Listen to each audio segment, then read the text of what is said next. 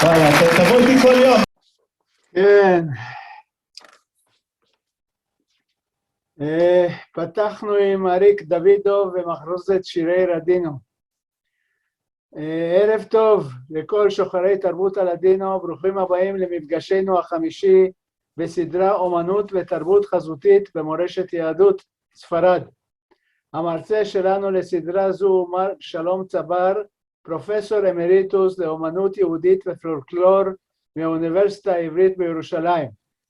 פרופסור צבר עוסק באומנות ותרבות יהודית, חוקר חומרים, מנהגים ומאגיה של קהילות יהודיות באירופה ובארצות אסלאם.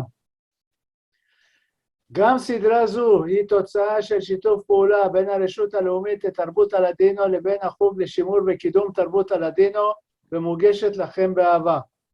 ההרצאה היום תעסוק בבתי כנסת בספרד בימי הביניים.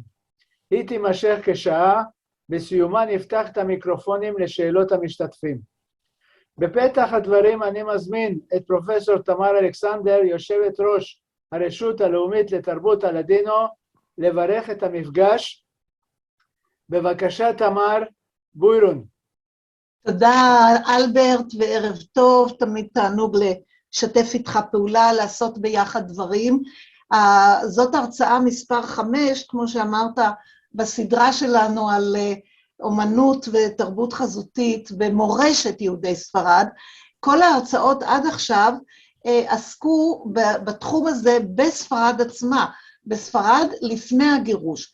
וככה בהרצאה הבאה אנחנו נגיע לתקופה של הגירוש עצמו, אחרי זה נעשה הפסקה בקיץ, כרגיל, חודשיים, ונחדש את הסדרה הזאת בספטמבר, כשאז הסדרה תעסוק בפזורה היהודית הספרדית מחוץ לספרד, בכל המקומות שהיהודים הקימו שם קהילות, כן, בטורקיה, בארצות הבלקן, באמסטרדם וכולי. אז לשמחתי יש לנו עוד דרך ארוכה, ובעצם יצרנו מעין קורס קטן. ההרצאה היום היא על בתי כנסת, ובית כנסת, כפי שוודאי תשמעו, מאוד מאוד מרכזי בחיים של כל יהודי. בית הכנסת יוצר את הקהילה ומגבש את הקהילה. ולא סתם, איך קוראים בלדינו לבית כנסת? קוראים לו קהילה. כלומר, אימצו את המילה העברית קהילה לבית הכנסת, או את המילה קל. אצלי במשפחה היו אומרים קל. קל ועמוס על קל, שגם זה בא מהמילה העברית קהל. וחוץ מזה, יש גם המילה שבאה מספרדית, הסינגוגה. כל יהודי היה שייך לבית כנסת. ולא סתם נוצרה הבדיחה הזאת על האופי היהודי, הבדיחה המפורסמת, שכל יהודי לא רק שייך לבית כנסת, אלא לשני בתי כנסת. בית כנסת אחד שהוא הולך אליו להתפלל, ובית כנסת השני שהוא מחרים וכועס על הקהילה, ולא נכנס לשם. עכשיו, זה לא רק בבדיחה, גם אצל הספרדים וגם אצל האשכנזים, זה לא רק בבדיחה, זה גם יצר פתגם, כן? נוצר הפתגם בכל מיני וריאציות, דוס ג'ודיוס, קואטרו קהילות.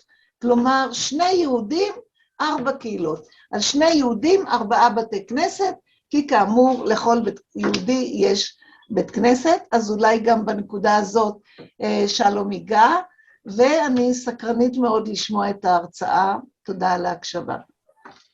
תודה תמר. שלום, תמר הזכירה 4 בתי כנסת, אבל היא לא הכפילה את זה ב2, כי יש של הספרדים ויש של האשכנזים. אז האם גם בספרד היה לכל יהודי גם בית כנסת אשכנזי ובית כנסת ספרדי? קודם תודה רבה לאלברט ולתמר על שתי ההקדמות הנחמדות, והלוואי והדברים שלכם היו מתקבלים, והיו יותר מבית כנסת אחד בכל, נגיד רק בכמה ערים מרכזיות בספרד. לצערנו, אני מדבר על ימי הביניים כמובן, לצערנו המצב הוא לא כזה מזהיר, ושרד יחסית מעט מאוד, וגם מה ששרד זה בנס, ואני אסביר בהרצאה בכמה דוגמאות איך שרד ולמה, אבל הלוואי והיה לנו סיטואציה שיש באותה עיר יותר מבית כנסת אחת, חוץ מטולדו אין לנו אף מקרה כזה. אוקיי, אז בהרצאה הערב באמת אני אדבר על בתי הכנסת של ימי הביניים, אבל גם נעשה קצת מבוא על מה זה בכלל בית כנסת, כמו שכבר שמעתם מתמר, וקצת על המשמעות שלו ההיסטורית והארכיאולוגית. אני רוצה להתחיל בג'ודריה של קורדובה, כדי שתראו אחת הרובעים היהודים שכמעט ולא השתנה מהצורה שלו בימי הביניים, וברחוב הזה, בחצר, אנחנו ניכנס לחצר ונראה את הכניסה לבית כנסת. אני פותח עם בית הכנסת של קורדובה, כי גם שתראו איך הוא נראה, ונדבר קצת על האומנות שלו בהמשך, או על אומנות דומה מבתי כנסת אחרים, בגלל הכתובת שיש בו. והכתובת הזאת, הנה אנחנו רואים את המילה שהשתמשו בה, אחת המילים הנפוצות, לבית כנסת בספרד של ימי הביניים. הנה זו הכתובת ההקדשה בבית הכנסת של קורדובה, ושתי המילים הראשונות, מקדש מעט. זו המילה שגם הרבנים הספרדים בימי הביניים, בשאלות ותשובות שלהם, משתמשים בה הרבה, ופה בכתובת ההקדשה אנחנו רואים שהאדם, הפטרון שתרם את הכסף לבית הכנסת, זה ששמו רשום כאן, מקדש מעט ונווה תעודה, שכללו יצחק מחב, כנראה השם לא כל כך ידוע, בן הגביר אפרים, משפחה כנראה של אצילים, והווה בשנת 75 לאלף שבו זה נוצר, זה מקביל ל-1315 שלנו של היום, כן שעה אלוה כנראה, וחיש לבנות ירושלים. זאת אומרת, הוא מודע לזה שהוא בנה מקדש מעט, שזה מקדש קטן, מקדש זמני, במקום בית המקדש בירושלים, והוא בונה את זה בתקווה שיבנה בית המקדש בירושלים, זה דבר שיאפיין בכלל את כל בתי הכנסת מהעת העתיקה ואילך, שבעצם בית הכנסת הוא צל של בית המקדש, הוא במקום בית המקדש עד שבית המקדש ייבנה בחזרה. ופה בכתובת הזאת זה נעשה בצורה מאוד יפה, כן, מקדש מעט בהתחלה ובסוף לבנות ירושלים. זה כמובן מאוד מעניין איך הוא חיבר את הדברים. אז כמו שאמרתי, הכינוי הזה, מקדש מעט, לקוח מהמקורות, בית כנסת, אני מזכיר, לא נזכר בתנ"ך, אין מוסד כזה, והכינוי הזה לא נמצא, אבל כן יש פסוקים שבהם מופיעה המילה מקדש, והיא מפורשת כבית כנסת, למשל בשמות, ועשו לי מקדש ושכנתי בתוכן, עוד לא מדבר על בית מקדש ספציפי, בטח לא על ירושלים, זה למשל אחד הפסוקים שמפורש בהקשר של בית כנסת, ויותר מכך בית כנסת שבו מופיע ממש הביטוי מקדש מעט, כאילו בית מקדש קטן, מספר יחזקאל, הנבואה של יחזקאל כאן, לכן אמור, כה אמר אדוני, כי ירחקתים בגויים, וכי יפיצותים בארצות, ויהי להם למקדש מעט בארצות אשר באו שם, וזה ממש רלוונטי ליהדות התפוצות, כי בפסוק הזה מיחזקאל מדובר על היהודים בתפוצות כבר, בגויים, בארצות שונות, ושם בכל מקום שנמצאים, יהי להם למקדש מעט, זאת אומרת שיהיה להם מקום להתפלל אליו, גם כאשר הם לא בארץ ישראל ולא בירושלים. ועל הפסוק הזה כבר בגמרא נאמר, אמר רבי יצחק, מה זה מקדש מעט? אלו בתי כנסיות ומדרשות. כן, זאת אומרת, זה כבר הובן בעת העתיקה שלזה הכוונה, וזה הביטוי באמת, כמו שאמרתי, שגם רבני ספרד בימי הביניים משתמשים בו לקרוא לבית הכנסת. גם את ההלכות של בית הכנסת, למרות שלא היו קיימות, לא היה קיים המוסד בתקופת המקרא, לומדים מסיפורים מקראיים, ואני רק רוצה להזכיר שניים שהם המקור הראשי לכמה מהלכות בית הכנסת. האחד זה שוב פעם קשור לבית המקדש, כמו שאתם רואים, ושלמה שהוא סיים לבנות את בית המקדש, פה אתם תמונה דמיונית של הנושא הזה, עלה על הגג והתפלל כשכל העם מאחוריו, ואנחנו רואים שלמה נושא את כפיו, ומה הוא אומר, מה התפילה שלו, שלמה עומד שם, ויפרוס כפיו אל השמיים, ויאמר, אדוני אלוהי ישראל, אין כמוך אלוהים בשמיים ממעל וכו', ואז הוא אומר, והתפללו אליך דרך ארצם, אשר נתת לאבותם, העיר אשר בחרת, והבית אשר בנית לשמך. וחז"ל מבינים את זה, שהתפילה צריכה להיות, אם אתה בחוץ לארץ, לארץ ישראל, זו המילה ארצם. ואם אתה בארץ ישראל, לכיוון העיר אשר בחרת, דהיינו ירושלים.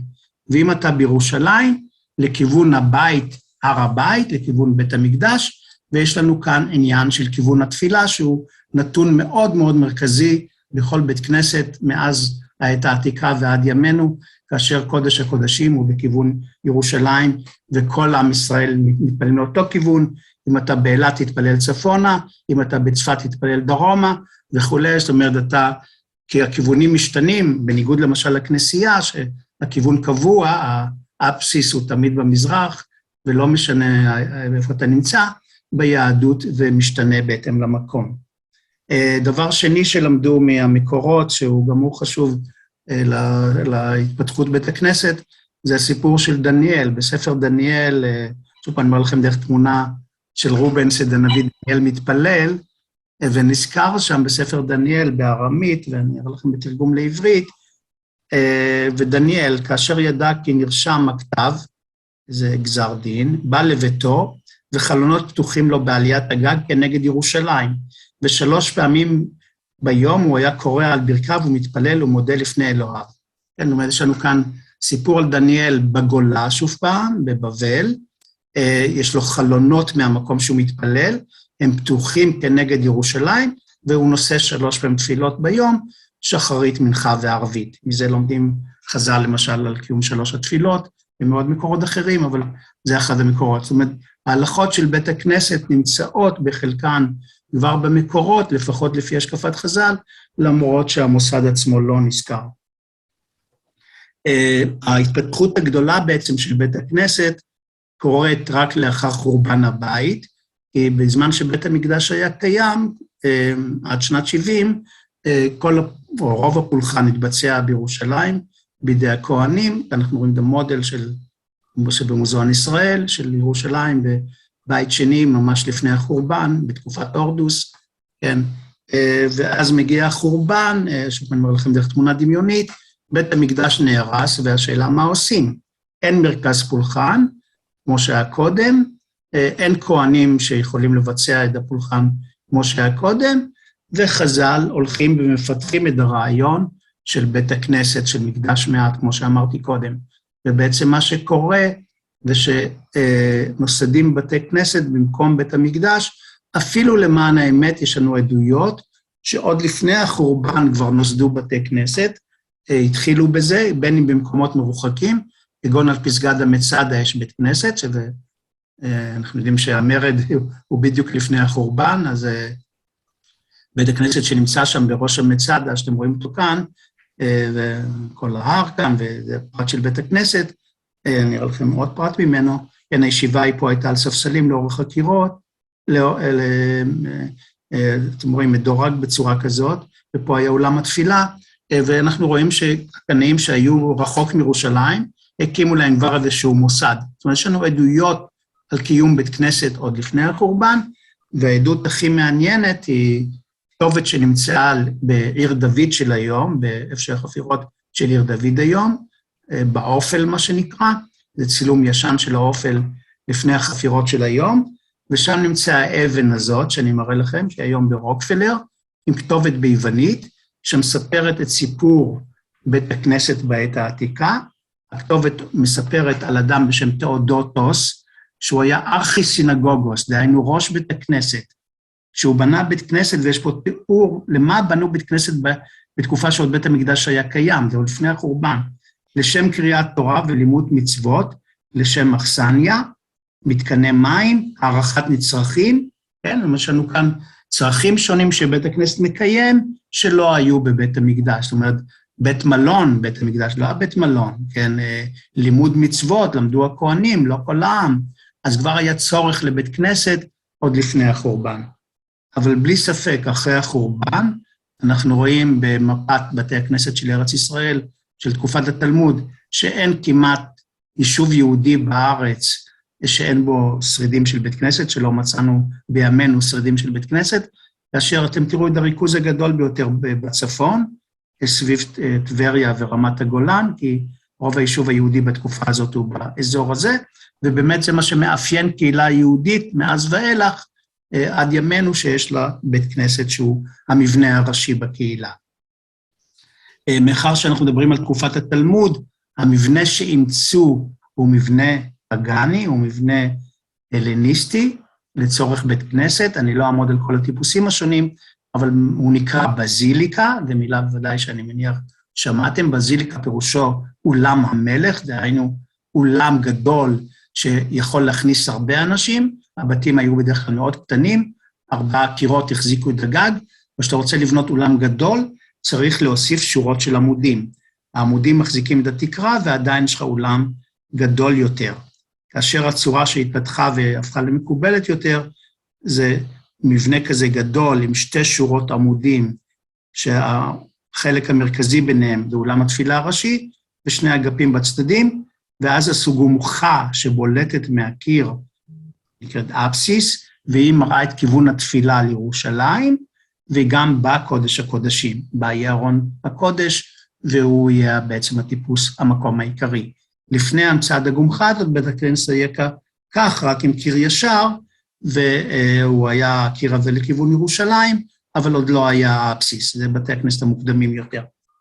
למשל, דוגמה לבית כנסת כזה מוקדם, זה כפר נחום, כפר נחום שאתם רואים כאן, על שפת הכנרת, מבנה כזה בזיליקלי, עם הרבה עמודים, אתם יכולים לראות את העמודים האלה עד היום, אם אתם מבקרים בבית כנסת, שהם יצרו את החלל הגדול, ועליו הגג, ואם תסתכלו מקרוב בכותרות של העמודים, אתם יודעים שאתם בבית כנסת, יש בכותרות, למשל, כל מיני תשמישי קדושה, מנורה, מחתה, שופר, כן, מפוסלים בכותרות. בית הכנסת של בית אלפא, 160, הוא כבר בצורת בזיליקה עם אפסיס, כן, זה השחזור שלו היום, עם רצפת פסיפס, אתם רואים 2 שורות עמודים, הריבועים השחורים אלה שורות העמודים, וזה האפסיס. עכשיו, רק שתבינו, הצורה הזאת שהלכה והשתלטה, היא מתקבלת גם על ידי, נדלג על זה, גם על ידי הכנסיות, ובעצם הכנסיות זה נהיה הרבה יותר פופולרי, הצורה הזאת של בזיליקה עם אפסיס, זה גם למשל, כמעט כל כנסייה שנבנתה מהערבית ואילך, כולל בימי הביניים, מבנה כזה גדול עם אפסיס, אנחנו רואים כאן כנסייה ברבנה, באיטליה, מהמאה השישית, מאותה תקופה של בית הכנסת של בית אלפא, והנה אתם יכולים לראות איך נראה האפסיס מבפנים, שכאן קודש הקודשים ומדרגות מובילות אליו, ופה רק עומדים ראשי הכנסייה, הבישוף האחרים, מנהלים את הטקס ויש פסיפס על הקיר שנצלה וכו'. וגם מה שמעניין, זה לא פחות חשוב להבין, גם המסגדים המוקדמים מאמצים את התבנית הזאת. אני אומר לכם מסגד שהוא נמצא עכשיו הרבה בחדשות, אל-אקצא פה בירושלים, אחד המסגדים הקדומים ביותר שעדיין קיים, שעומד על תילו, אומנם בשינויים מאיך שהוא נבנה, אבל הוא בזיליקה מאוד מאוד גדולה, הוא בזיליקה עם אולם מרכזי ו6 אגפים, 3 בכל צד, אבל הוא ממש תוכנית של בזיליקה.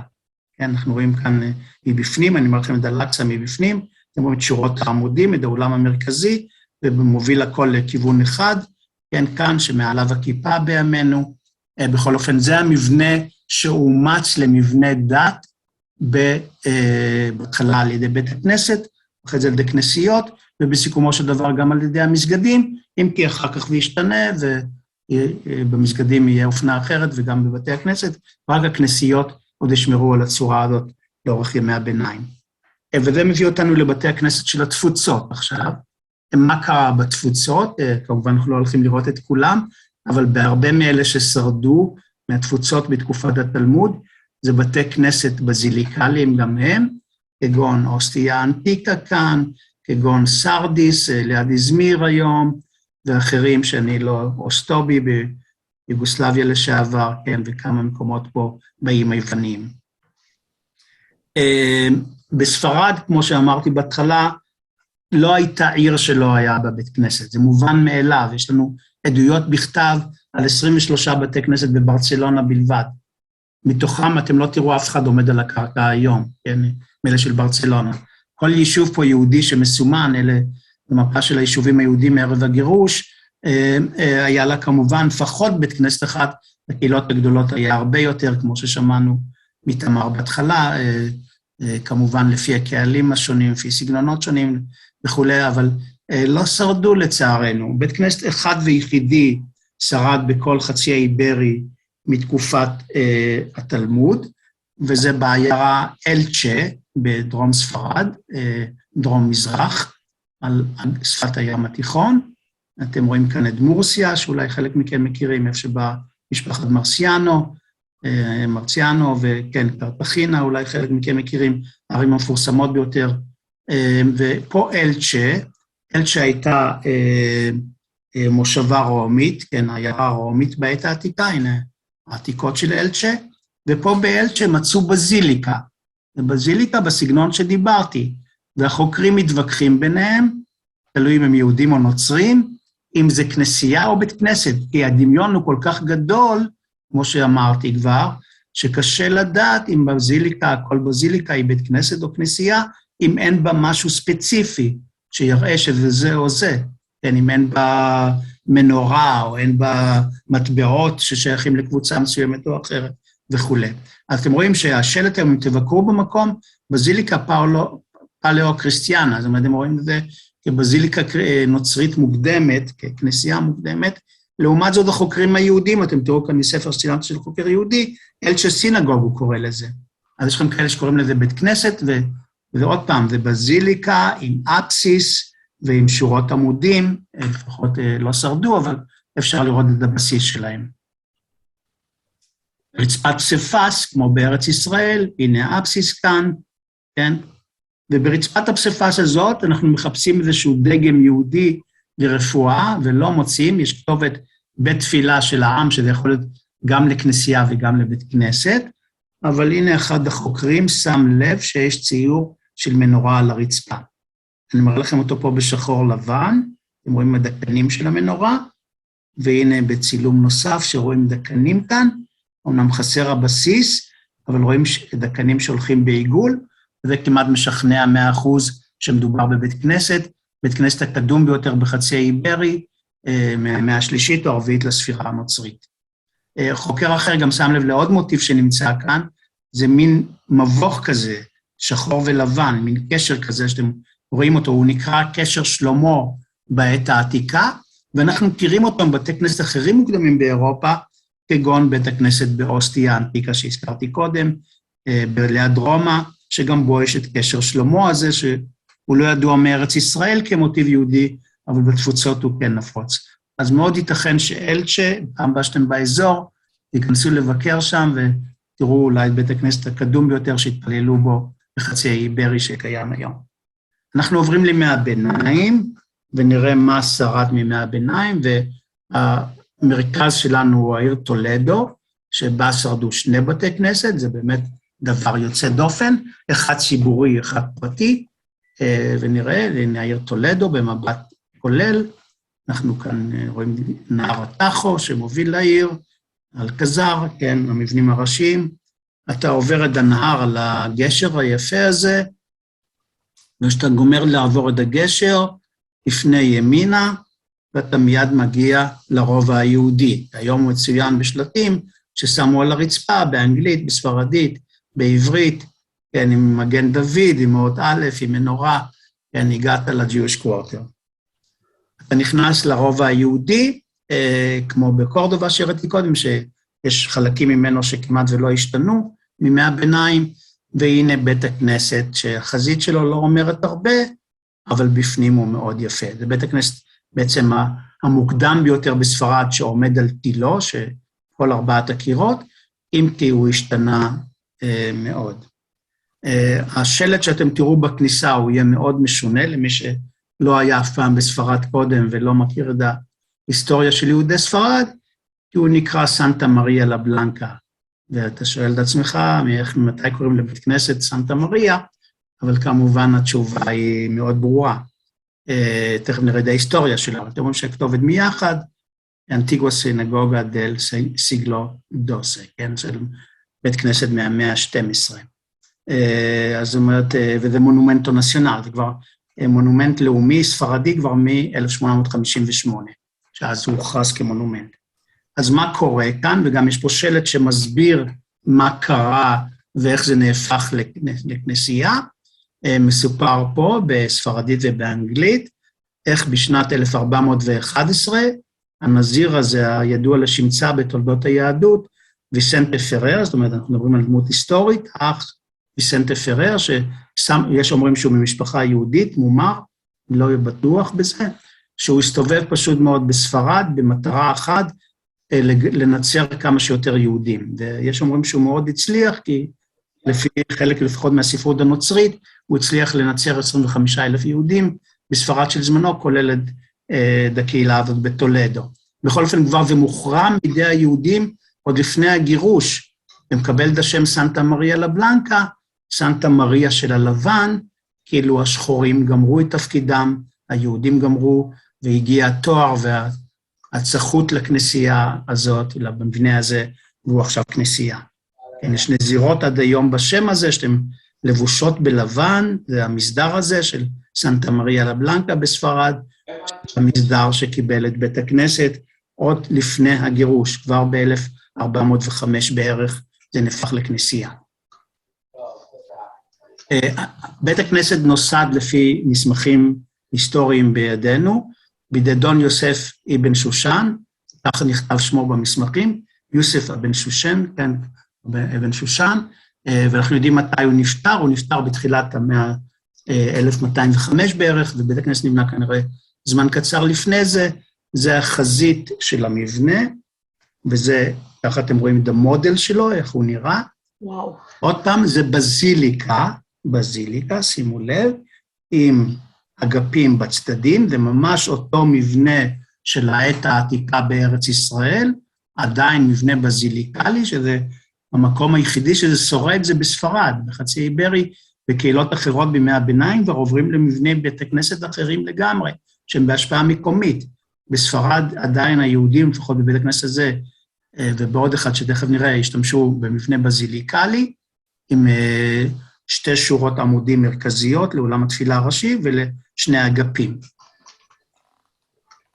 זו תוכנית הקרקע של בית הכנסת הזה, אתם יכולים כאן לראות את האולם הראשי, מפה הכניסה ואת האגפים, ואנחנו רואים שהתוכנית היא מאוד לא משונה, קיר אחד באלכסון ככה, קיר אחד באלכסון ככה, ויש חושבים שזה נעשה מתוך אילוצים, וכנראה בית הכנסת היה צריך לראות ככה, אבל הם לא יכלו, אולי בגלל שהרובע שם היה צר מדי וכו', ונאלצו לעשות את זה בצורה שאנחנו רואים היום, עם האלכסונים האלה בניגוד למבנה שכנראה תוכנן במקור ולא נבנה. פה אני מראה לכם, בכיוון ירושלים, היה מה שמקביל לאפסיס, ארון הקודש של הכנסייה, שכמובן מאות בשנים לא קיים לצערנו, אף ארון קודש לא שרד מספרד של ימי הביניים.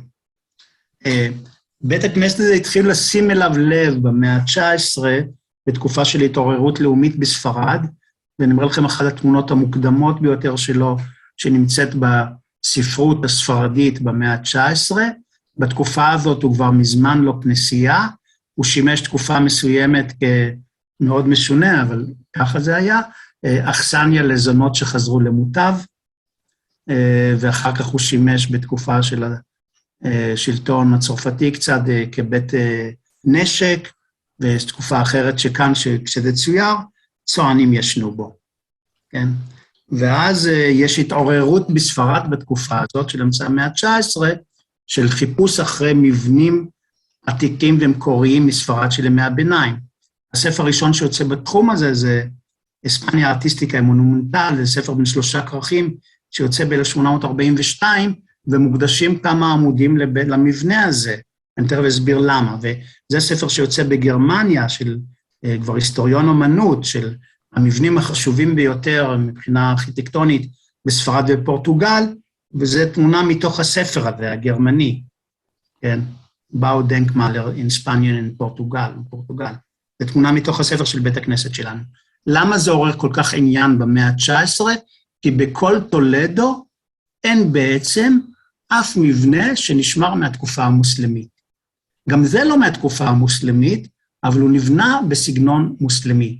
יש עוד מבנה אחד קטן מאוד, שזה המסגד, שהוסף גם הוא לכנסייה, אבל זה מבנה, בית הכנסת הוא מבנה הרבה יותר גדול, ולכן הוא ממש נחשב אוצר בתולדות הבנייה, תולדות הארכיטקטורה של ספרד, כי יש לך מבנה מוסלמי, לא בגרנדה, ובקורדובה ובמקומות בדרום, אלא בטולדו, כן, זו עיר בירה הייתה בימי הביניים, ועיר מאוד חשובה, הרבה לפני מדריד וכו', והנה ממנה רק בזכות היהודים שרד מבנה בסגנון מוסלמי. לכן הוא כל כך חשוב, והוא הוכרז כמונומנט לאומי כבר במאה ה-19. ככה הוא נראה היום, אחרי כל השיפוצים שנעשו לו במאה ה-19, ואתם רואים שורה של קשתות, הקשתות הם מה שאנחנו קוראים קשתות פרסה, או מוריש ארץ', זה סגנון בנייה מוסלמי שהובא לספרד בידי המוסלמים מצפון אפריקה, או ממקומות אחרים שהגיעו, והמצאו אותו לרוב בדרום ספרד, בגרנדה וכולי, כן, בערים האלה, סביליה, תמצאו אותו הרבה, אבל בצפון, אמרתי, זה המבנה היחיד ששרד, עם קשתות שעד היום תראו כמוהם במרוקו, במצרים, קשתות הפרסה בצורה של חור מנעול, שאנחנו רואים כאן, הנה צילום ממש יפה של עין דג, שאתם רואים במבנה, ככה עם כל האוצרות שלו מבפנים, וממש מזכיר מסגד, כן, הנה המסגד בקורדובה, שנבנה כמה מאות שנים קודם, יש לו אותה צורה של קשתות, של מבוך כזה של הרבה קשתות, על עמודים, כמובן המסגד של קורדובה גדול פי כמה וכמה מבית הכנסת. מעל הקשתות, פה היו כתובות בעברית, אני אראה לכם תכף איך אני יודע, שהוסרו מתישהו, גם כשעשו את השיפוץ, כבר לא מצאו שום שריד אליהם. מעל הכתובות יש עיטור בסטוקו, עיטור מוסלמי שוב פעם, של כל מיני דגמים, ומעליו חלונות. חלונות מתים, זה לא חלונות של ממש, אלא רק אישות כדי לדמיין חלונות. אני אראה לכם פרט מקרוב, כן, אתם רואים את החלונות האלה, כן, שזה מקובל עוד פעם בארכיטקטורה של מסגד, לאו דווקא זה חלונות שאתה רואה את דרכם, אבל עדיין מעצבים כך, ושימו לב שזה קשת פרסה, אבל עם הרבה אונות קטנות, כן, עם הרבה כאילו אוזניים כאלה קטנות, ושוב פעם, הדגם הזה גם הוא מוכר מאוד מצפון אפריקה למשל, והנה בכתב יד של התנ"ך מצויר מספרד, אתם יכולים לראות שהאומן כאן עשה 3 שנים שהוא כותב את החגים בהם וכו', מחזור רס"ז, רס"ח, רס"ט, זה השנים, ובצורת הקשת הזאת שכמו בבית הכנסת. זה סגנון מוסלמי שהיחידים ששומרים אותו עדיין בטולדו, שהם לא נוצרים, הם היהודים, כי מוסלמים כבר אין בטולדו, והיהודים ממשיכים עם הסגנון המוסלמי שהיה לפני הריקונקיסטה. הכותרות של העמודים מדהימות ביופיין, הם למזלנו הרב לא נהרסו ולא שופצו, אתם יכולים כאן לראות שהעמוד כבר נצבע מחדש ותוקן, אבל הכותרות הן מקוריות, אני אראה לכם עוד פרט, שהן באמת יפהפיות, והרבה אנשים שברו את הראש מאיפה הדימויים האלה באו, ואחת ההצעות המעניינות ביותר, שאלה בעצם בסגנון של יכין ובועז שבנה שלמה, שהזכרנו בהתחלה, אני רוצה להראות לכם את התיאור של הכותרות של העמודים שבנה שלמה בבית המקדש, ושתי כותרות עשה לתת על ראשי העמודים, ויכין ובועז, סבכים מעשה סבכה. והטענה היא שזה מה שאנחנו רואים כאן, מעשה סבכה. אתם רואים כאן כמו רשת כזאת, ושני טורים סביב על הסבכה האחת, וחסוד הכותרת אשר על ראש הרימונים, וכן עשה לכותרת השנית, וכותרות אשר על ראש העמודים, מעשה שושן. ואם אנחנו באמת מקבלים שיוסף אבן שושן בנה את בית הכנסת, אז זה גם יקשור אותו כאן בסוג שמזכיר מעשה שושן, הפרח, כן, וגם באמת זה מזכיר, אתם רואים צורה של פרחים כל אלה, הצטרובלים וכו', ועם הסבכות, וייתכן שלזה הייתה הכוונה, נכניס פה כי דרך אגב, חשוב מאוד להבין, הכותרות האלה לא ידועות, לא מקובלות באמנות הנוצרית, אז לכן זה דורש ככה דרשני להסביר מה קורה כאן. בית הכנסת, כמו שאמרתי, נהפך לכנסייה, ואתם רואים כאן עד היום שרידים, אנחנו רואים במקום שלכאורה האפסיס, כן, את הצלב הזה כאן, הנה עוד פרט ממנו מקרוב, ועוד שרידים של הכנסייה. עכשיו, זה לא בית הכנסת היחידי שנבנה בסגנון הזה. אם אתם תגיעו לסגוביה, אתם תראו את בית הכנסת הזה, שהוא עד היום מתפקד ככנסייה, הוא לא מעבר, הוא עד היום מתפקד, אבל אתם מזהים מיד את הכותרות שראינו, אתם מזהים את שותות פרסה, זה סגוביה, זה לא טולדו, ויש בזה תפילה עד היום, וכנסייה, משמש ככנסייה. הנה המקום של ארון הקודש שהיה לשעבר, וזה היום קודש הקודשים של הכנסייה, והנה תראו, אפילו לא מתביישים להגיד, קודם כל שם הכנסייה הוא קורפוס קריסטי, גופו של ישו. תכף אני אסביר גם למה השם הזה. אבל על הדלת, אתם רואים פה את הדלת הפתוחה, ואם אתם גאים כשאפשר להיכנס, תמיד כדאי לנצל, לא תמיד נותנים לך להיכנס, כי זה כנסייה מתפקדת, זה לא מוזיאון, אבל על הדלת כתוב, Iglesia de Corpus Christi, Antigua Sinagoga Mayor de Segovia. כן, יש לכם את הדקתות שאומרת שזה באמת בית הכנסת הקדום של סגוביה, בית הכנסת הגדול של סגוביה, והיינו היום עד היום, אנחנו יודעים בדיוק באיזה שנה הוא הוחרם, אנחנו יודעים גם למה הוא הוחרם. יהודי סגוביה הואשמו שהם גנבו את לחם האוסטיה, את הלחם שמחלקים במיסה, וכשאתם תיכנסו לבית הכנסת, יש איור של הנושא הזה, יש ציור גדול ממש בכניסה לכנסייה, של איך זה קרה לכאורה, בציור דמיוני כמובן. אנחנו רואים את היהודים שגנבו את לחם האוסטיה, את המצית הזאת שנותנים בטקס של המיסה, והם רוצים לצלות אותה באש, כאילו לצלוב את ישו או להרוג אותו מחדש. ואז קורה נס, ואתם רואים את האש בוערת, והאוסטיה דועה בחלל, וכמובן ישו לא מת מידי היהודים, לפחות לפי זה הם לא מצליחים לצלוב אותו פעם שנייה, והאוסטיה ניצלת, והיהודים, אתם רואים, נרעשים ונבהלים ממה שקרה, אתם רואים כאן לכם כולם, כל אחד בתגובה כזאת של אוי ואבוי, מה קרה, מה אני אעשה, אתם מזהים דרך אגב את הכותרות של בית הכנסת, זה כאילו התרחש בתוך בית הכנסת, ואז בגלל זה מחרימים מהם את בית הכנסת, וקוראים לזה כנסייה על שם גופו של ישו, כי האוסטיה מסמלת את הקורפוס קריסטי, את גופו של ישו. כשאתה אוכל את האוסטיה, אתה כאילו אכלת את בשרו של ישו, כן? זה בנצרות, וכך נקראת הכנסייה. עד היום זכר לאירוע הזה, אבל בזכות זה, יש לנו שריד של בית כנסת מפואר וחשוב.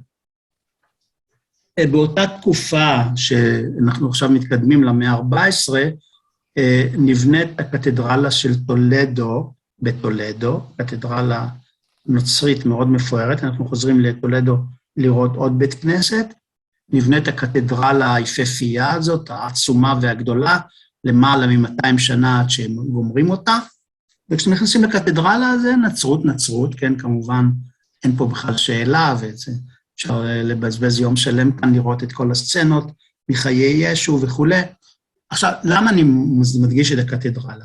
כי בתקופה שהקתדרלה נבנית, מוקם בית כנסת מפואר של אדם שהוא משרת את המלך בטולדו, ועיר הבירה, כמו שאמרתי, של המלכות המקומית.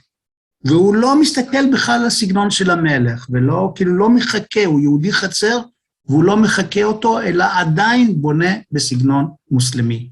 זה ממש מעניין, אנחנו לא ב-1100, 1280, אלא כאילו במאות הקודמות, כמו שבית הכנסת סנטה מריה לה בלנקה, אלא אנחנו כבר בתקופה הרבה יותר מאוחרת, והוא בונה בית כנסת, שהיום גם הוא ידוע ושרד בזכות זה שהוא הפך לכנסייה, הוא ידוע היום בשם אל טרנזיטו בקיצור, או השם המלא נואסטרה סיניורה דל טרנזיטו, הגבירה שלנו של המעבר, של המעבר לשמיים, שנבנה ב-1356, זה כבר תקופה הרבה יותר מאוחרת, וזה בית כנסת פרטי של יהודי חצר, שהיה שר האוצר של המלך, דון שמואל הלוי אבולעפיה, אנחנו יודעים בדיוק מאיפה המשפחה שלו הגיעה לטולדו, ידועים הרבה פרטים היסטוריים עליו, יש הרבה דוקומנטים שקשורים בפעילות שלו, ידוע הכינוי שלו גם הספרדי, הרשמי שהמלך נתן לו, המלך פדרו האכזר, שהיה המלך שבשירותו הוא עבד, תזוררו מיור דל ריי, כן, האוצר אפשר להגיד, הגזבר הראשי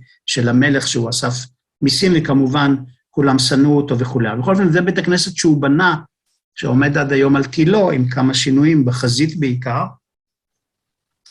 זה איור מוקדם שיש לנו מהמאה ה-17 של בית הכנסת, איך הוא נראה, הרבה כבר אחרי הגירוש, אבל עדיין שמר על החזית המקורית, ותשימו לב למה שכתוב פה מעל הדלת, זה השער לאדוני, צדיקים יבואו בו, בכניסה לבית הכנסת, היום השלט הזה כבר לא נמצא, הוא לא קיים יותר, יש שרידים של רק מילה אחת, והם בתוך המוזיאון, אבל השלט הורד מזמן, ומה שנעשה שוב פעם, זה הפך לכנסייה, שאתם רואים, הוסיפו לה מגדל פעמונים וצלב, כן, בחזית, ככה אפשר לראות את השלבים שזה היה, זה נוסד, כמו שאמרתי, ב-1356, ודרך אגב, כמה שנים אחרי שזה נוסד, דון שמואל הלוי אבולעפיה איבד את כל מעמדו, כי המלך שלו ירד מכיסאו, ותוך כמה ימים הוא מובל לבית הכלא, ושם הורגים אותו. זאת אומרת, בית הכנסת גם לא היה לשימוש בידי דון שמואל הלוי ומשפחתו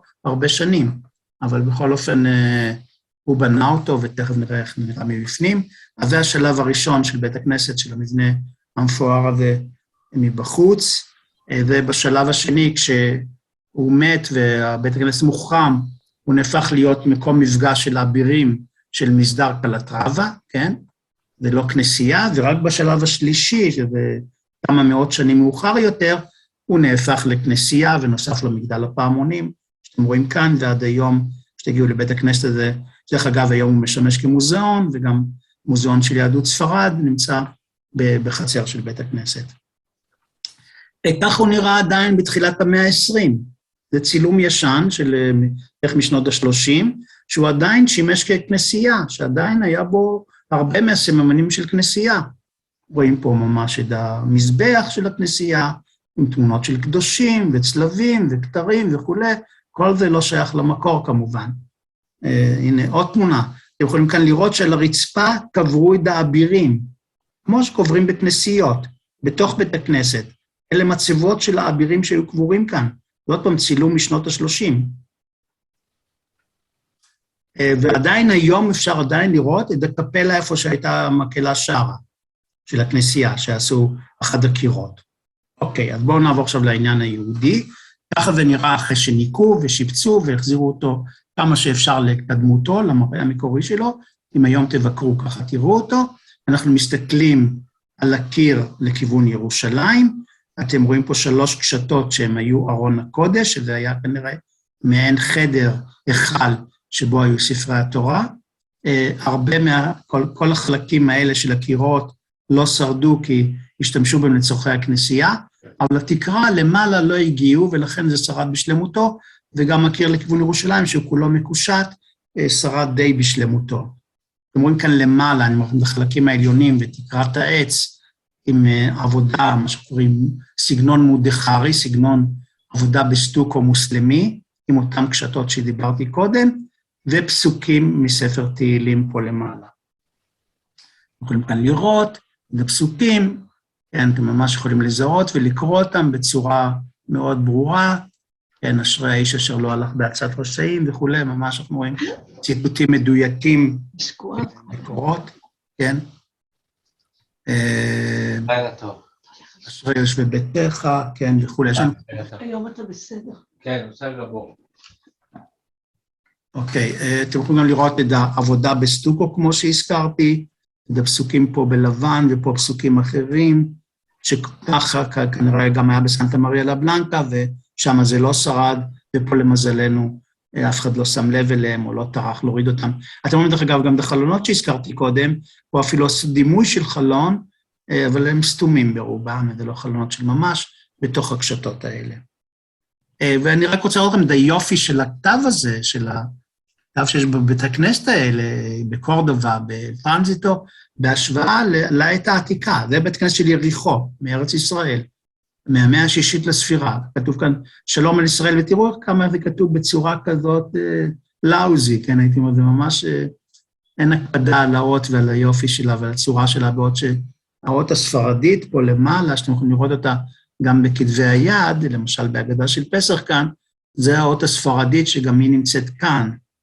כן, אתם רואים אותה בצורה מאוד ברורה ויפה, וקווי הרוחב וקווי האורך של האות הם באותו עובי, והסופרים הספרדים השתמשו בקנה, ופה חיכו את אותו סוג כתב בסטוקו.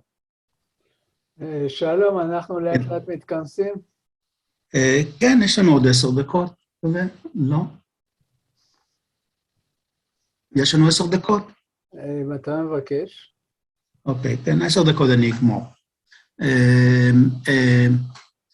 גם תראו, אני רוצה לראות לכם את החלונות של בית הכנסת והארכיטקטורה המוסלמית, שתראו עד כמה זה דומה, וכמו שאמרתי, זה בית כנסת שנבנה לגמרי כבר בתקופה הנוצרית, ועוד דבר שהוא מקביל למסגד, זה הכתובות האלה. תחשבו רק על כיפת הסלע פה בירושלים, ושיש כתובות לצד העיטורים.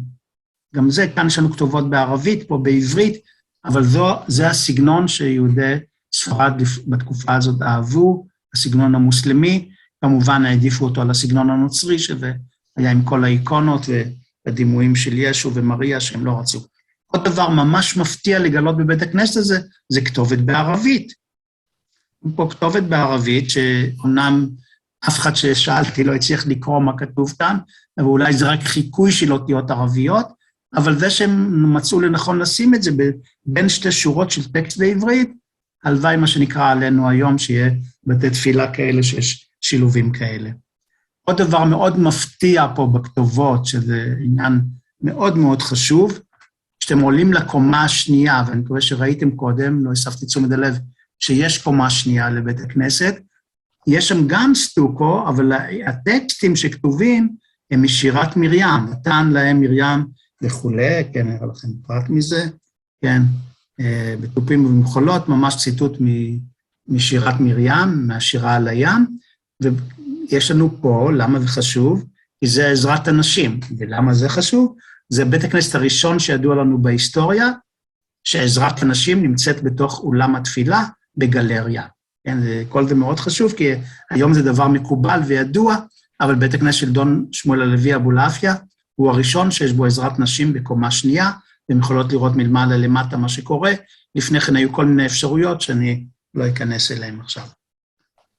הנה שחזור שעשה מאיר בן דוב, פה אולם התפילה, וכאן קומה של אנשים. כן? כל הקיר שפונה לכיוון ירושלים מאוד מאוד מאותר בעבודת סטוקו יפהפייה, מוזכר בו, יש בו שתי כתובות, אחת בצד ימין, אחת בצד שמאל, אחת מוזכר בו המלך שבשירותו הוא עובד, דון שמואל הלוי, המלך פדרו, דון פדרו, שמו כתוב בגדול, בעברית, יש הרבה פרטים עליו וכולי, ופרטים על האיש שהזמין את זה, והכתובת השנייה היא כתובת הקדשה לבית הכנסת, והנה היא פה בצילום ופה בשחזור, ראו מקדש אשר, עוד פעם הוא משתמש במילה מקדש לבית כנסת, ראו מקדש אשר נקדש בישראל, והבית, הבית הכוונה בית כנסת כמו בית המקדש, והבית אשר בנה שמואל, שמואל הלוי לאבולעפיה, הוא מגדל עץ למקרא דת, מגדל עץ זה מה שמקביל לתיבה, קראו את התורה מעל מגדל עץ, והוא בנה גם את התורות, ספרי תורה, העטרות, כתרים לספרי התורה, מזרקות ומנורות להעיר, וחלוניו כחלוני אריאל, החלונות של בית הכנסת הזה, כמו החלונות של ירושלים. ובכל זאת הוא הכניס בכתובת הזאת את הסמלים של המלך שלו, מלך ליאון וקסטיליה. פדרו המלך ליאון וקסטיליה, ושני הסמלים האלה שאתם רואים כאן, הנה הסמלים בשלט ישן מאותה תקופה, ליאון וקסטיליה, קסטיליה וליאון, כן? אלה הסמלים של המלך שהוא בשירותו עובד, דון שמואל הלוי אבולעפיה. אני אדלג על זה. הפרק האחרון שאני רוצה לראות לכם בקצרה, זה מה אנחנו יודעים על פנים בית הכנסת בתקופה שהוא פעל ולא שרדו פנים בתי כנסת, ראיתם שהם רק אלה ששרדו הם בגלל שהפכו לכנסיות ומה אנחנו יודעים על הליטורגיה, איך התנהלה בהם, אז אנחנו לומדים דרך אגדות של פסח, כי באגדות ספרדיות, מימי הביניים מצויר פנים בית כנסת, והוא מראה לנו קצת על הדברים האלה. אז זה אגדה שנקראת אגדת האחות, שבה יש סצנה שנקראת בעל הבית ובני ביתו שאומרים האגדה, בעל הבית עומד פה בראש מגדל עץ, זה המגדל הזה, ופה כל הקהל, וממנו הוא קורא ומלמד אותם. הנה פרט מזה, כן, אתם רואים כאן אותו עומד, פה למעלה, יש מדרגות שמוליכות, זה עומד על 4 עמודים, וכל הקהל פה למטה. עכשיו תסתכלו כאן על המיניאטורה הזאת, ותראו את המנורות שתלויות, אומרים פה מוט ברזל, ומתוכו גלגליות ותלויות מנורות שמן, מנורות לתאורה. 7 מנורות, 3 פה, 3 כאן ועוד 1 כאן. 7 מנורות, למה צריך כל כך הרבה מנורות באולם כזה קטן? הסיבה היא מאוד פשוטה, גם נראה את זה במסגדים של אותה תקופה, אלה לא רק מנורות למאור, אלא אלה מנורות יורצייט, מה שנקרא, כן? אתם רואים איך דרך אגב שזה מנורה מוסלמית מובהקת, הצורה שלה, זה מנורה מזכוכית, למשל, מימי הביניים, ממצרים, זו מנורה ממתכת, גם היא מימי הביניים, באותה צורה עם שרשרות ברזל תלויות בתוך בית הכנסת. גם עיצוב הפנים של בית הכנסת היה בהשראת האסלאם. ומנורות כאלה, אנחנו מכירים כמובן אחרי הגירוש, נדבר על זה יותר בשנה הבאה, נדבר על בית הכנסת למשל במרוקו. בית כנסת מרוקאי רגיל, מתקופה שלפני העלייה לארץ, מלא במנורות כאלה, לאו דווקא בעיצוב המוסלמי, אבל מנורות כוס כאלה גדולות, שהם כל אחד לזכר אחד הנפטרים בקהילה, ועד השמן תורמים בני משפחת הנפטר. כן, זה בעיר פז, בן סרדון, זה בעיר מקנס, בית של משפחת ברדוגו. אתם תראו כאן את כל המנורות בצלים ישנים, כל הבית כנסת מלא כמו במיניאטורה שלנו. עוד דבר, בואו נשווה את המגדל שהוא עומד עליו, מגדל עץ. זה מסגד הקוטוביה במרקש, במרוקו, מהמאה ה-12, ובתוכו יש דמינבר, את דוכן התפילה הקדום ביותר ששרד ממרוקו, ואתם תראו שזה עם מדרגות שעולים למעלה, כמו כאן, ויש פה עיטורים, גם כאן זה עיטורים כאלה בעץ. הוא עומד מלמעלה וקורא. שימו לב שבארבע הפינות יש רימונים, כן? תראו כאן 1, 2, 3, 4. נקודה אחרונה חשובה, זה איך נראו ספרי התורה ואיך נראה ארון הקודש או ההיכל. זה מיניאטורה באגדת סרייבו, שמראה אנשים יוצאים מבית הכנסת בסיום התפילה, אבא פה עם שני הילדים שלו, ואחריו שאר המתפללים, ובאותו זמן שיוצאים מבית הכנסת, אתם רואים שאישה ניגשת לארון הקודש כדי לבקש בקשות, מנהג ספרדי שמוכר לנו עד היום. שימו לב שעוד פעם מנורות תלויות, כן, ואנחנו רואים את ההיכל, והוא פתוח, הארון פתוח, אוקיי? ויש לנו גם מיניאטורות שמראים הגבהה של ספר התורה, באגדת ברצלונה, הנה החזן מרים את הספר וכל הקהל עומד ותכף ירים דעת לנשק את הספר, והספר הזה, הנה הגדלה של זה, שימו לב שגם באגדת ברצלונה מנורות מסגד, בכל תמיד שמראים פנים בית כנסת, זה מנורות מסגד, ועוד פעם הוא עומד על מגדל כזה, מגדל עץ, הוא עומד למעלה, עם כיפה למעלה, עם מקום לרימונים, ומראה להם את ספר התורה. עכשיו, ספר התורה הזה נראה כאילו ספר מארצות האסלאם לכאורה, כן, נראה כמו תיק קשיח, כן, כך הוא נראה, עם גג משולש. אבל אם תסתכלו טוב במיניאטורה מאגדת סרייבו, אנחנו נראה שזה לא מדובר בתיק קשיח, אלא אתם יכולים כאן לראות הארון הפתוח, והאישה הזאת שבאה לארון לנשק את הספרים, יש 1, 2, 3 ספרים, כל אחד עם יריעה בצבע אחר, ירוק, אדמדם, כחול ורקומות, ובלי ספק זה יריעה לספר תורה מעיל, ולא תיק קשיח כמו בעדות המזרח, כמו בארצות האסלאם, ומעליהם יש כתר. אז אין לנו אף ספר תורה עם הכיסויים שלו ששרד מימי הביניים מספרד. אבל יש לנו אחרי הגירוש, אני כבר ממש לקראת סיום, אני רוצה לראות לכם מה קרה לכל המסורת הזאת אחרי הגירוש. הנה למשל תיכנסו לבית הכנסת הפורטוגלי באמסטרדם, לאסנוחה, כן, שהוא כבר כמה מאות שנה מאוחר יותר, ארון הקודש, ואם נפתח אותו, נראה אלה ספרי התורה הקדומים שהיו שם, ממש כמו בציור באגדת סרייבו, מכוסים במעילים כאלה יפים ומהודרים שעשויים מבד ברוקד, עבה ויפה, רקום בזהב, ומעליהם הכתר כמו שראינו באגדת סרייבו. זה יהודי פורטוגלי באמסטרדם, שמחזיק את הספר בזמן שהוא מוליך אותו מההיכל לתיבה. אותו דבר בטורקיה, אם תיכנסו לבית כנסת באיסטנבול, אתם תראו עוד אותה מסורת של ימי הביניים בספרד, של ספרי תורה עם בדים, כן, אתם רואים כאן שתרם את זה מישהו, מנחם בן שרה קלדרון, ושרה בת ריינה, כמובן אלה שמות ספרדים כולם, או אלגרה וכו', ולא מהאשכנז. בדרך כלל אני אומר את זה, כי כשאני מראה תמונות כאלה לתלמידים שלי, הם אומרים שזה נראה כמו ספר תורה אשכנזי. זה נכון שיש קצת דמיון, אבל ספר תורה אשכנזי, בכל זאת המעיל שלו עשוי לגמרי אחרת.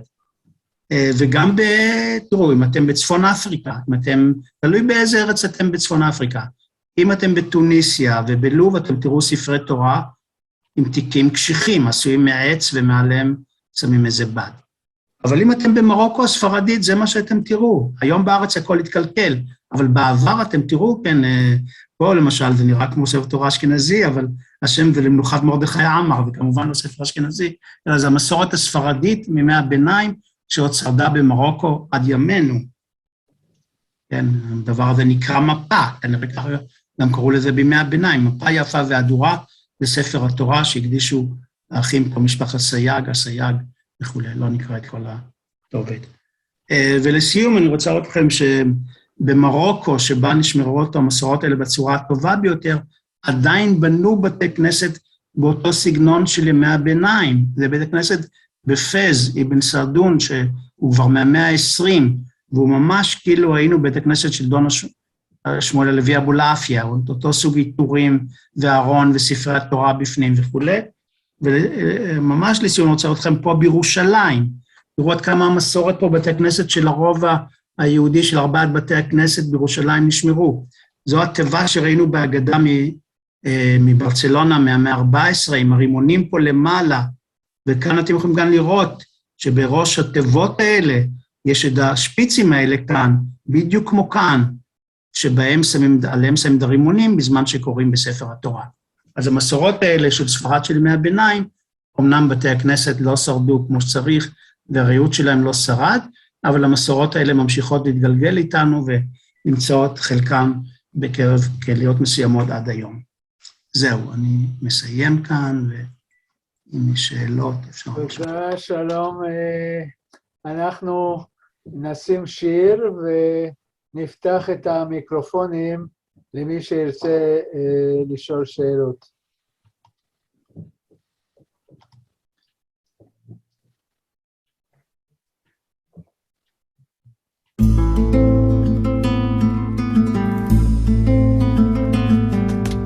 Veo por primera vez y pasaron años que te conozco. Una lágrima fluir de tu cara, solo una, y llené arrastra como un pelago. La color de tus ojos, una sola, porque este monólogo deja que mi mano sea el delta para su famélico sendero, y ahí agonizante, sin espacios ni códices que le hagan a recordar la pasada por tu cuero. Muera al sentir el contacto con mis labios, y si los fiere hasta hacerles sangrear, no habrá duda de que es por mí. Su raíz es baratada, su raíz es baratada, su raíz es baratada. Solo una lágrima por los campos que fui sembrando de besos. Pocos debieron de ser, muy pocos hay, no sé, esta estancia de silencio. Y si los fiere hasta hacerles sangrear, no habrá duda de que es por mí. Su raíz es baratada, su raíz es baratada, su raíz es baratada.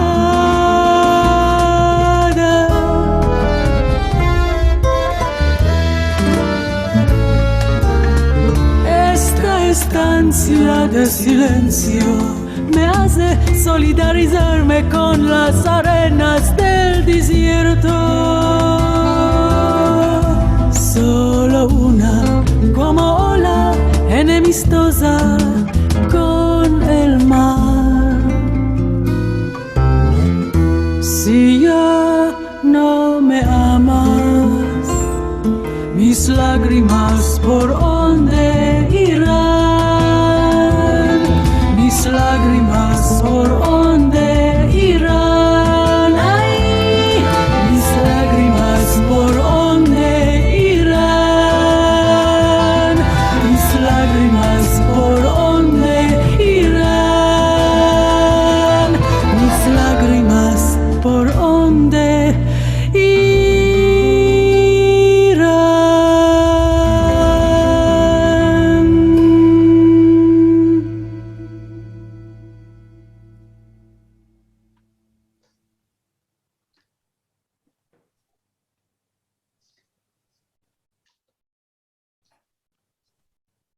למדנו על כמה שימושים מעניינים של בית כנסת, כמו למשל בתי זונות שחוזרות למוטב. טוב, אולי רציתי לשאול אותך, מתי לראשונה הגיעו ספרי התורה לארונות הקודש של בתי הכנסת? מתי בכלל אתה מדבר? בהיסטוריה היהודית? כן. מתקופת התלמוד. אנחנו יודעים כבר מהמאות הראשונות לספירה שיש ספרי תורה. בהתחלה לא היה ארון קבוע, היו מביאים אותם על קופסה ניידת כזאת, ומביאים וקוראים בהם ואחרי זה מחזירים, ומבערך המאה הרביעית, חמישית, יש לנו ארון קבוע כבר, שבתוכו ספרי תורה. רק שבהתחלה הם היו מגולגלים, לא כמו, זאת אומרת, הם היו על עמוד אחד, לא על שני הצחים, כי היה כל ספר לחוד, הם היו קטנים יותר, ורק כשהתחיל השימוש בכתב להיות נפוץ יותר, אז אפשר היה לעשות 5 מגילות, זאת אומרת, 5 ספרים, כל ה5 על יריית קלף אחד ארוכה, ואז היה צריך כבר 2 הצחים, כי הספר נהיה מאוד גדול. אז גם זה, אבל כבר ידוע בטח ראשית ימי הביניים.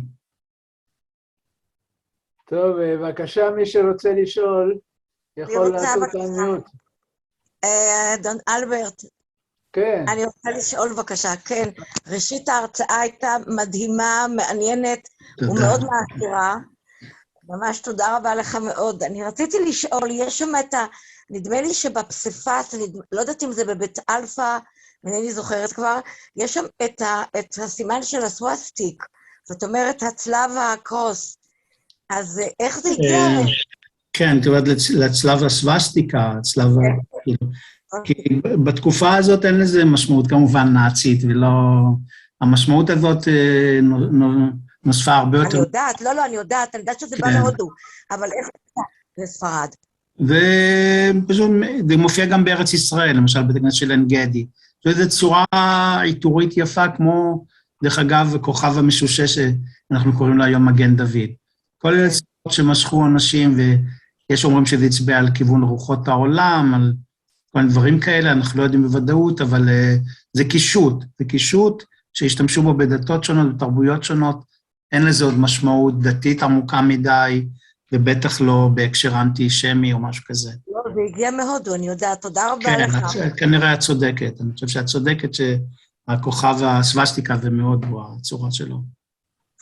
באמת בהודו, מה שמעניין, את תראי את זה, עדיין יש מקומות בהודו שיש סווסטיקה ליד מגן דוד, ושניהם לא יהודים, שניהם לא קשורים ליהדות. אבל את רואה, אותו מקדש הודי, אחד ליד השני מופיע, הסווסטיקה והמגן דוד. תודה רבה, תודה. אני רוצה להעיר, שומעים אותי, אלברט? כן, כן. שומעים, כן. להעיר, יש סיפור עם מאוד מפורסם על איך ניצלו יהודי סרגוסה, ובסיפור שם המלך הכריח אותם לצאת לתהלוכות עם ספרי התורה, והיהודים שזה ביזה את ספרי התורה, הם רימו את המלך, ויצאו לתהלוכות עם ספרי תורה ריקים, והסיבה שהם יכלו לרמות את המלך, זה בגלל שזה לא היו מעילים, אלא היו תיבות, ככה מספרים את זה, אלא היו תיבות מעץ סגורות, ואי אפשר היה להבחין אם יש בפנים ספר או אין בפנים ספר. אז אני רק רוצה להעיר לכולם איך אסור לסמוך על סיפורים, שהנה למדנו היום שבספרד לא היו תיבות, היו מעילים. אבל זאת אומרת, התיאוריה של, אני חושב שזו תלמידה שלך שכתבה את המאמר על זה, היה לה פלר, אם אני לא טועה, פורים דה סרגוסה, שבפעם בספרד היה עתיקים, ואז הם עברו למעילים בגלל הסיפור הזה. שבגלל הסיפור הזה עברו למעילים? כן, היא אומרת כן, כי מין סיפור, כי אז הם התחילו לשים מעילים, כדי שלא יקרה טעות כזאת, והם יפתחו, אם זה מעיל, אי אפשר להסתיר כלום מתחת. כן. והם עברו ליתר ביטחון למעילים. זאת אומרת, השלטונות הכריחו. מציעה במאמר, אבל אני לא חושב שזה... לא שמעתי על זה אף פעם. כן. אבל אני למדתי שלא לסמוך על זה. אני חושב שהיא מצטטת אותך, אז... לא, אני לא אמרתי את זה. יש בבית של דוקטור אליעזר פאפו ספר תורה עם מעיל שכתוב עליו באותיות עבריות, עם מילים בטורקית. אבל פאפו הזמין את המעיל הזה, כמה שאני יודעת. הוא הזמין, רקמו את זה במיוחד בשבילו. יכול להיות, אליעזר קונה כל מיני דברים משונים. אז אני לא יודעת אם הוא... לא, אני יודעת שהוא הזמין את המעיל הזה, אבל אני לא יודעת אם הוא הזמין את הכיתוב על בסיס דברים שהוא ראה, או שהוא המציא את זה. זה נדיר למצוא על מעילים לספרי תורה בקהילות ספרדיות, מילים לא בעברית, כמו גם אצל אשכנזים, זה נדיר, אבל זה קיים, אני לא אומר שזה לא קיים, אבל שכל הכתובת בטורקית, אני לא נתקלתי. לא כל הכתובת, חלק. אליעזר, פשוט מאוד, כן. חלק. מה, חלק, אתה אומר? מעורבב. כן, יכול להיות, אני אשאל אותו ונשמע את כל הסיפור ממנו. כן. יש לנו את זה כנראה, לדעתי, מוקלט באחד המפגשים שעשינו. לא, אליעזר מתייעץ איתי מדי פעם, הוא קונה הרי כל מיני דברים, ובעיקר הוא מחפש מעילים מרוקאים, שהם באמת יפים ומיוחדים, אבל מעילים טורקים לא ראיתי אצלו, אני אשאל אותו, אני פשוט כרגע לא יודע, אני אבדוק איתו. אלברט, אני רוצה לשאול בבקשה. כן, בבקשה. האם תהיה הקלטה, כי אני נכנסתי באיחור. פרופסור צבר, אתה בוודאי זוכר את ההתכתבות שלנו, דוקטור חיים ניסים. כן, ודאי, נעים לראות אותך עוד פעם. כן, אני נכנסתי באיחור לצערי. כן, תוכל לשמוע את אני אשמח לשמוע את ההקלטה. כן, אולי יעניין אותך על הקשר לאמנות המוסלמית, שזה בעיניי הדבר, זאת אומרת, עד הגירוש, עד כמה שאנחנו יודעים, סגנון של בתי הכנסת היה קרוב למסגד ולא לכנסייה, מסיבות די מובנות, אבל זה מעניין שזה כבר, אתה יודע, כבר מאות שנה אחרי שאין מוסלמים באזורים שבהם בתי כנסת נבנו, עדיין היהודים שומרים על הסגנון הזה, שהיה... היום המוסלמים מתפללים ללא נעליים, אבל פעם זה היה הפוך. על זה כתב קיסטר, על זה כתב מאיר קיסטר. כן, בעצם התפילה ללא נעליים אולי בסיסה ביהדות, כי... בסיסה ביהדות, לפי קיסטר, מאיר קיסטר. כן, והשנייה בוער.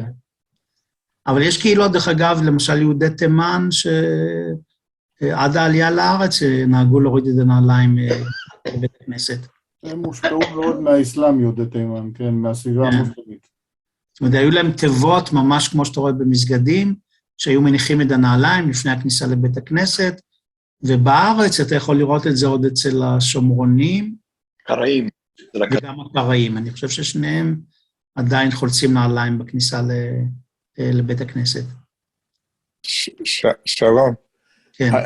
אני חושב שאברהם פלאצ'י כותב על בית כנסת